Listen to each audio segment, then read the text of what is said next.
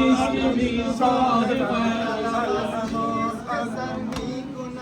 علمان علمان این علم از کیست که بی صاحب است علمان علمان این علم از باعث مازادم است علمان علمان این علم از ماه بنی هاشم است علمان علمان حضرت عباس علمدار کو علمان علمان ماه بنی هاشم و سردار کو علمان علمان این علم از کیست که بی صاحب است علمان علمان این علم از ماه بنی هاشم است علمان علمان این علم از کیست که بی صاحب است علمان علمان این علم از ماه بنی هاشم است علمان علمان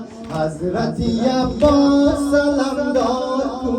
علمان علمان ماه بنی هاشم سردار کو علمان علمان آن تنی به دست سپهدار کو علمان علمان این علم از کیست که بی صاحب است علمان علمان این علم از ماه بنی هاشم است علمان علمان این علم از کیست که بی صاحب است علمان علمان این علم از ماه بنی هاشم است علمان علمان این من و این نشه علمدار من علمان علمان این من و این نشه علمدار من علمان علمان در کبخون گشت سپهدار من علمان علمان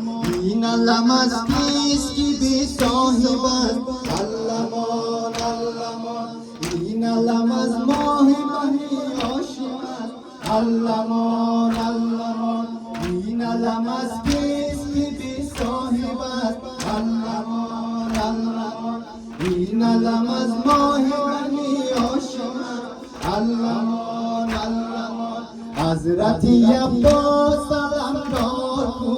علمان علمان ماه بنی هاشم سردار کو علمان علمان آن تنی به دست سپهدار کو علمان علمان این علم از کیست که بی صاحب است علمان علمان این علم از ماه بنی هاشم است علمان علمان این علم از کیست که بی صاحب است علمان علمان این علم از ماه بنی هاشم است علمان علمان این من و این نشه علمدار من علمان علمان در کبخون گشت سپهدار من علمان علمان این علم از کیست که بی صاحب است علمان علمان این علم از ماه بنی هاشم است علمان علمان این علم از کیست که بی صاحب است علمان علمان این علم از ماه بنی هاشم است علمان علمان این علم از کیست که بی صاحب است علمان علمان این علم از ماه بنی هاشم است علمان علمان